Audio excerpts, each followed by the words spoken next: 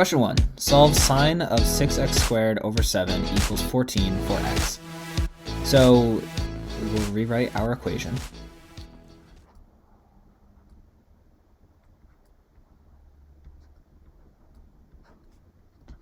And now what we're going to do is we want to isolate the x term. So we're going to have to remove the sine from this side. And to do that, we're going to take the inverse of sine. So that's going to cancel with this, and we'll be left with 6x squared over 7 is equal to the inverse of sine. You would write it with this little -1 exponent of 14. And now we're going to multiply both sides by 7. These terms will cancel.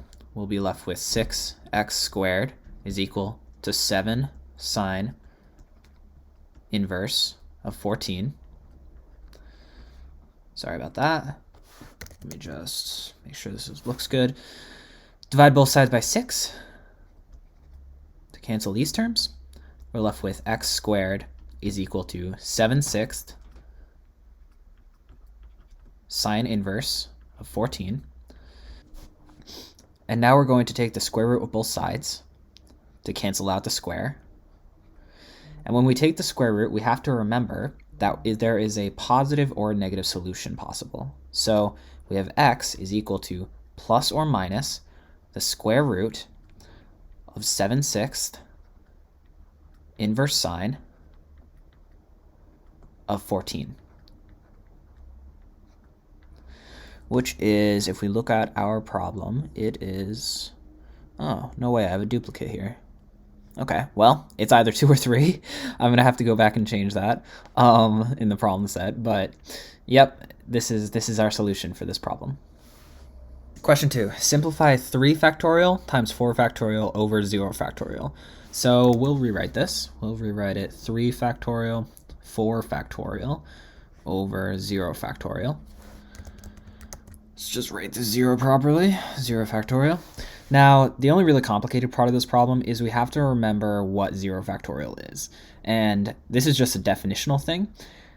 Remember that factorials are counting, or they're essentially putting a value to the number of ways to count something.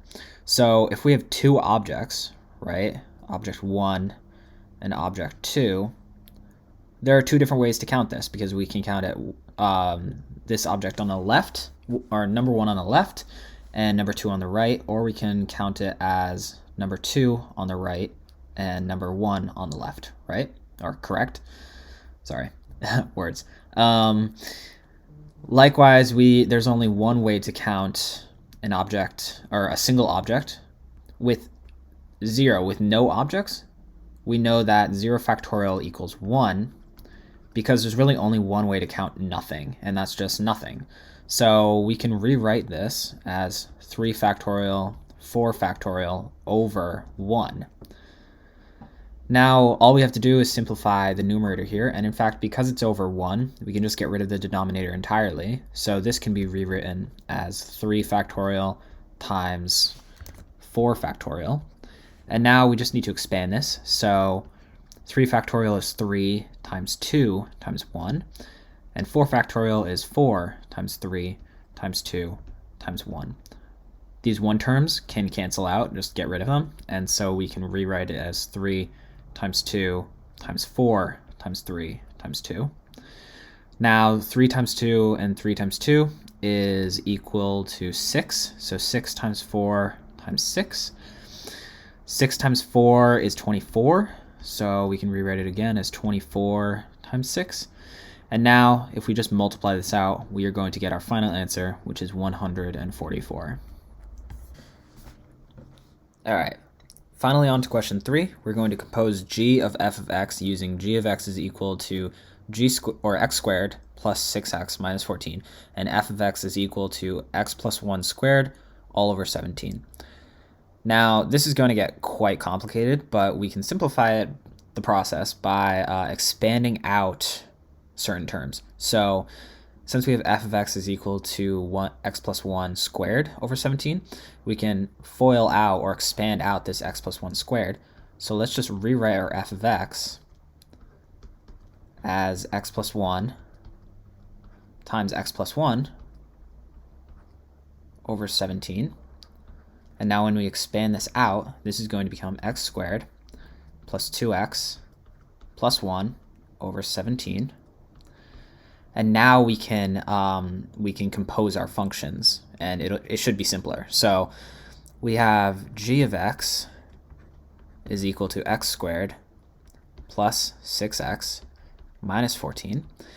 And so if we compose our functions, where we know that g of f of x is going to be equal to our g of x function with all the x terms substituted with f of x. So instead of x squared, we're going to have x squared plus 2x plus 1 over 17 squared plus 6, and instead of x here, we're going to have this term again. So x squared plus 2x plus 1 over 17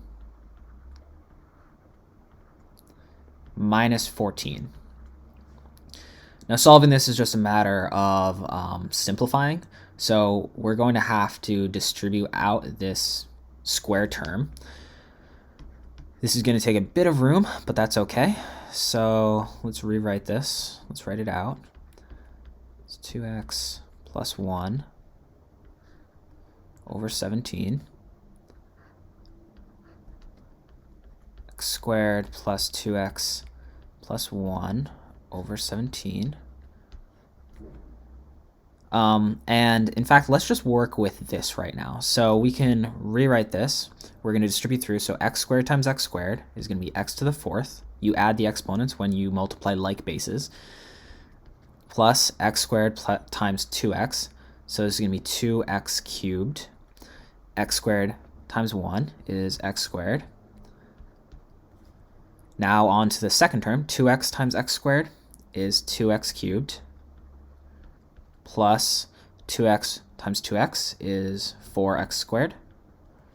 2x times 1 is 2x.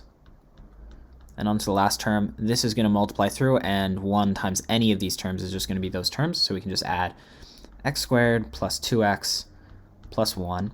And this is all going to be over 17. Now we're going to add like terms. So there's only one x to the 4th.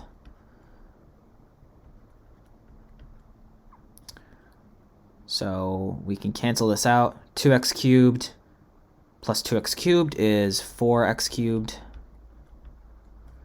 Cancel those terms. X squared plus 4x squared plus 2x squared, that's going to be 6x squared. Okay. I know this is a long process.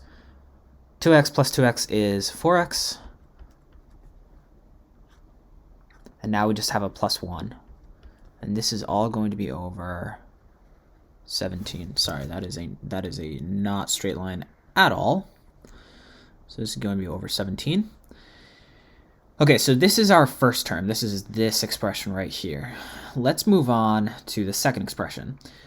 When we have this, all we have to do is distribute through the 6 onto every term it's multiplied by. So we can go plus 6x squared, right? 6 times x squared, plus 6 times 2x, which is 12x, plus 6 times 1, which is 6. Oh, sorry.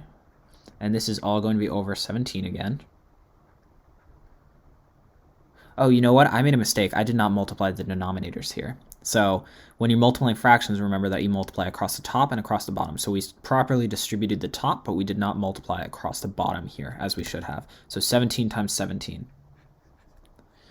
Well, what is 17 times 17? 17 times 17 is 289. So for this term down here as well, this is going to be 289. And now for the last term, it's just minus 14. So this is going to be our entire expression when we compose it, essentially. When g of x is composed with f of x, this is the term we get, or this is the expression we get. And you can see, just by looking that this is, by carefully looking, that this is, it appears number 3. Yeah, this is number 3. So that is our correct solution. So this has been our pre-calculus daily problem set. Thank you so much for watching. I will see you guys tomorrow.